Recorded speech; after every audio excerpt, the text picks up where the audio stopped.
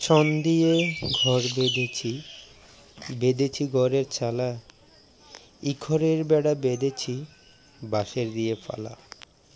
মাটি দিয়া ভিটা ভরে পিটিয়ে সমান করা, গোবর মাটি এক করে লেফা ঘরের ভেড়া। এই চালের ঘর শীতাতপ নিয়ন্ত্রিত ঘর। গ্রামে প্রবাদ রয়েছে, ছনের ঘর নয়, এটি গরিবের শীতাতপ নিয়ন্ত্রিত ঘর।